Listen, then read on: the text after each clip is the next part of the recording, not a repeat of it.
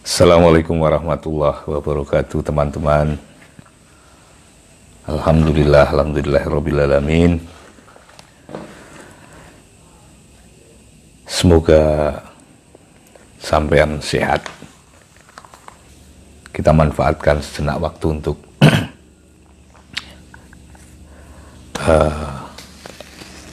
ngobrol ya. Semoga ada manfaatnya.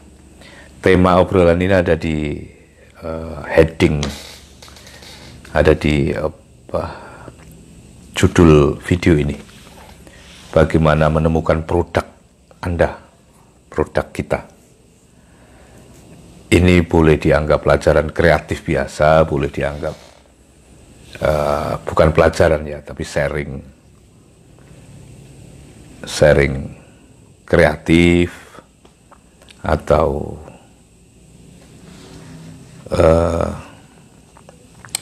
sekedar berbagi pengalaman saja tentang bagaimana menemukan produkmu, produkku, ya. Sambil nunggu teman-teman yang lain kumpul agar kita bisa serempak belajar bareng-bareng. Alvenia Susan, terima kasih. Malam Mas Pri, selamat malam. Alvenika. Nanti teman-teman yang punya pengalaman serupa yang bisa berbagi untuk teman yang lain, silahkan menulis komentar pendek apa produk Anda dan bagaimana cara Anda menemukan sampai kemudian menjadi produk Anda, ya.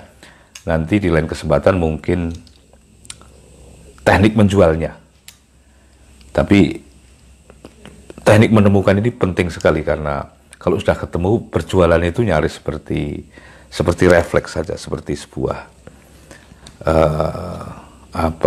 sebuah keotomatisan, ya. Yang menakjubkan ternyata, teman-temanku, sedulur-sedulurku, yang menakjubkan tapi jarang kita sadari bahwa setiap kita itu produk. Hanya pikiran ke sana itu jarang kita munculkan sebagai sebuah daya dorong, apalagi sebagai sebuah metodologi. Padahal keduanya bisa menjadi daya dorong dan bisa menjadi ideologi. Kalau kita sudah memiliki ideologi itu, kita kuat banget. Mau ditahan-tahan saja pasti berontak. Mau dikritik-kritik, nggak peduli. Mau dicegah-cegah,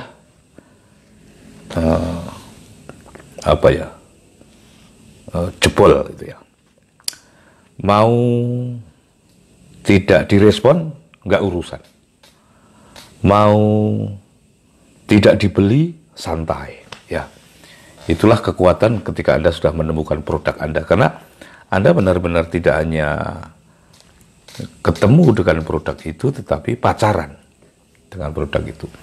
Dan tidak hanya pacaran, tapi bisa menikah dengan produk itu. Nah, kalau sudah menikah, seseorang menikah dengan produknya, itulah sejarah lahirnya ayam goreng Suharti, gudeg Yujum, ayam goreng Mbok Brek, terus kaos Joger. Itu yang terkenal, yang tidak populer itu banyak sekali. Yang skalanya kecil, menengah, sampai skala gurem itu. Gurem tapi mobile, liar, dan long term itu ya, bisa dari dekade sampai anak putu.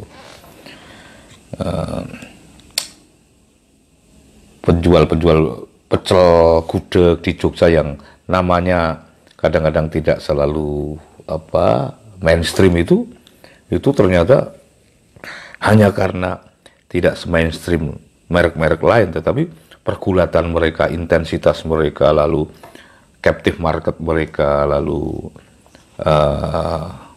fanatisme mereka besar sekali.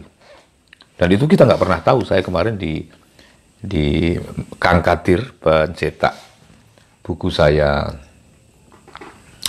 Ipung, seluruh buku BGS itu cetaknya di Jogja. Ya, buku-buku saya itu cetaknya di Jogja. Saya belum memverifikasi kenapa harus ke Jogja dan tidak di Semarang saja. Karena menarik ini. Uus Gus Sugiri Citro, ya. Yuli Ermawati, alhamdulillah malam Jumat di ruang produksi ditemani Pak Depri. Wah, ternyata Yuli ini asisten kelas Pri-GS. Itu sudah menemukan produknya. Kemarin waktu Suha lamaran itu kita pesen kacang goreng Yuli yang kacang apa itu? Ada khas di waktu kita kecil itu. Kacang tanah itu ya digoreng begitu saja dengan kulit arinya itu ya, cukup diberi garam itulah. Yuli ini pintar buat itu dan ya begitu saja. Kacang apa Mbak Tut? Kacang sambal ya. Kalau kita bikin rujak dengan kacang sambalnya itu pakai kacang itu. Yuli ini menemukan produk itu dan kemarin waktu Suha lamaran itu saya pesan kacang ini. Tamu-tamu sih jaim, tapi saya kan karena seneng ya, akhirnya saya habiskan sendiri tuh kacang itu.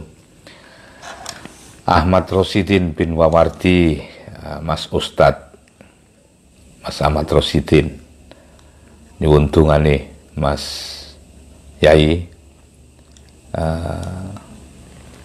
T-shirtnya menyatakan kekerenan hajinya Haji Plus. Oh iya ya, ini Patuna. Benar, ini hadiah dari Patuna, PT Patuna. Karena saya pernah berceramah untuk teman-teman di Patuna. Ini gift dari beliau. Ya, biar berangkat lagi ke Tanah Suci, dapat berkah orang-orang soleh. Matur suwun Mbah Yai ditungani. Ya, kembali kita bincang tentang produk, menemukan produk. Sebentar ini kalau sambil main gitar enak ini. Saya kalau siaran tanpa ada ada alat, ada sasaran objek itu seperti orang bingung. Istri saya baik hati. Makasih ya Mbak Tut ya. Ini gitar ajaib. Ya, nah ini.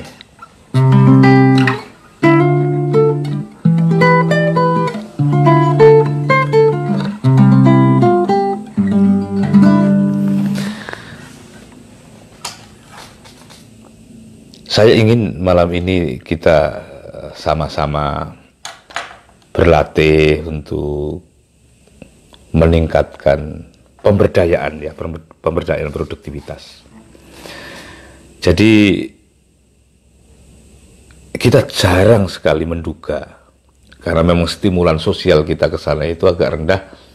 Saya curiga karena angka entrepreneurship di Indonesia ini relatif rendah. Sekitar 5 tahun sampai 6 tahun yang lalu angkanya masih kurang dari 2%. Ya. Standar sebuah entrepreneurship di sebuah negara itu 2%. Minimal itu sudah pahit banget.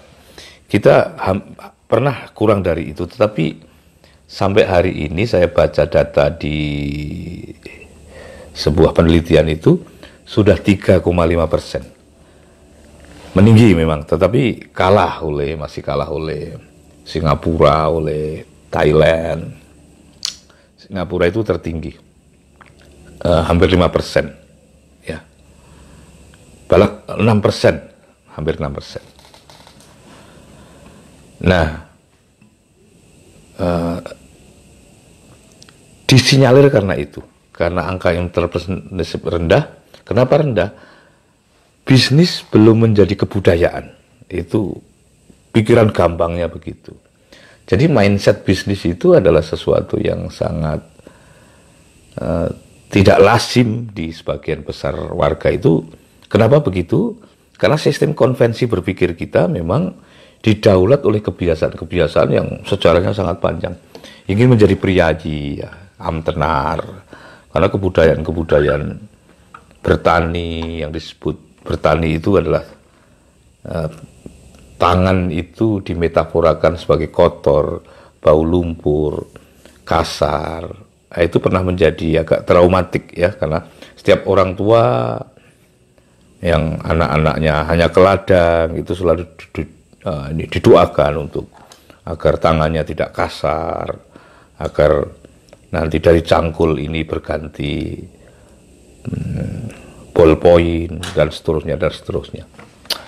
Nah, saya sambil melambai-lambai kepada teman-teman. Sehingga angka entrepreneurship itu mengalami sebuah elitisme gitu ya.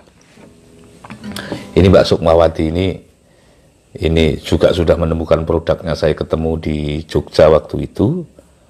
Beliau ternyata sudah menjadi terapis. Ya, kemudian ketemu minyak Faras itu. Kami sudah lama tidak berpesan minyak ini. Ya mungkin karena pandemi ini kita jadi sangat menahan diri di banyak hal gitu ya. Karena Faras ini termasuk harganya premium. Mungkin antara pertimbangan harga dan tidak ya, atau konsentrasi yang sedang kemana-mana, sehingga saya agak mengalami jeda itu memakai Faras. Tetapi saya memakai minyak Faras yang bukan diproduksi, tetapi dengan Mbak Sukma sebagai salah satu vendor ya. Nah, sebelum kita berdiskusi tentang how to-nya, bagaimana cara mengkurasi sampai kita ketemu produk-produk yang sangat kita banget itu, kembali kepada kebudayaan entrepreneurship yang tidak semarak itu ya. Itu pasti karena sistem berpikir kita tidak ke sana, bukan kebudayaan yang kita ya. Kita ini ya masyarakat petani, masyarakat pekerja, dan masyarakat pelayan. Pelayan itu kita benar-benar punya kultur suwito. Suwito itu melayani dari bentuk yang paling sublim, paling spiritual, sampai bentuk yang paling kasar dan paling subordinatif. Ya, jadi pembantu, jadi pekerja di tingkat paling bawah. Itu kita punya kulturnya. Jadi abdi ya. Nah, celakanya jadi abdi itu walaupun di tingkat yang paling disuruh-suruh, paling di bawah-bawah, tidak mengalami sebuah inferiority complex gitu. Di dalam kultur yang saya alami sendiri, kultur Jawa itu, menjadi abdi itu sebuah pride, sebuah kebanggaan dan sebuah nilai, sebuah persembahan, itu dedikasi. Karena mengabdi itu benar-benar peribadatan. Jadi tidak ada yang salah dan tidak ada yang apalagi hina dari budaya mengabdi itu. Hanya memang kemudian setiap pilihan-pilihan itu eksesif gitu ya. Selalu ada eksesnya. Pilihan paling baik pun selalu ada eksesnya. Nah, salah satunya ia menyambung mata rantai yang kemudian kultur entrepreneurship yang sangat berbasis kepada kemandirian itu tidak begitu semarak memang di dalam kebudayaan kita. Madaniyah Isfandriyati. Madaniyah Isfandriyati. Alhamdulillah saya sudah menemukan membuat sulaman hampir 6 tahun yang lalu.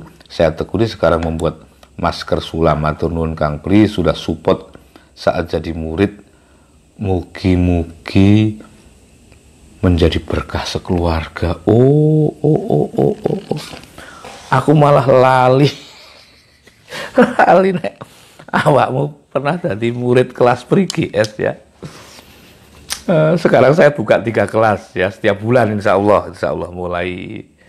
Jadi pandemi ini memunculkan banyak ilham dan banyak pikiran-pikiran baru gitu ya. Bukan baru sih, tetapi kita menjadi determinatif gitu ya. Jadi penuh tekad, penuh keberanian berkeputusan itu. Anak-anak langganan Zoom jadi enteng saja. Dan dampak berlangganan Zoom itu kemudian kita tidak boleh tidak produktif ya. Karena harus membayar Zoom itu per bulan, tidak hanya sebagai liability tapi juga harus sebagai aset. Nah, akhirnya kalau sudah punya Zoom itu kita harus bergerak. Jadi untuk menemukan produk Anda itu kadang-kadang salah satunya ya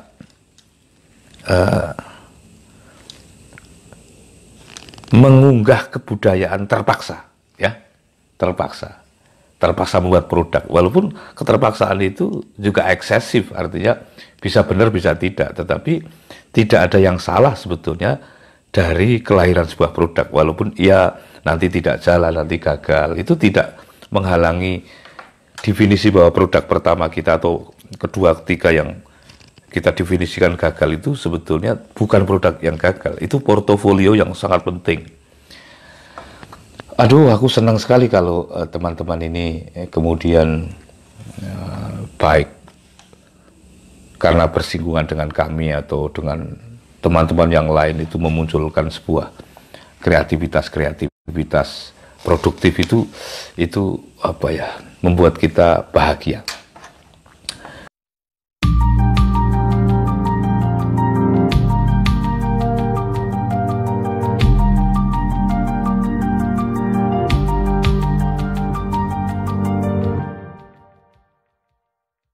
Kalau di Kudus di zaman era penjajahan Jepang dan Belanda dan Jepang itu, raja kreteknya itu Niti Semito itu ya sebetulnya amtenar sedang gitulah. Tapi jiwanya memberontak terus karena pengen mandiri dan pengen berwira swasta. Nah, tapi dampaknya bagi Kudus sampai di hari ini, jejak Niti Semito itu sangat kultural ya. Menjadi kota kretek Kudus itu sampai hari ini dan sampai kemudian melahirkan kebudayaan Gus Jigang itu.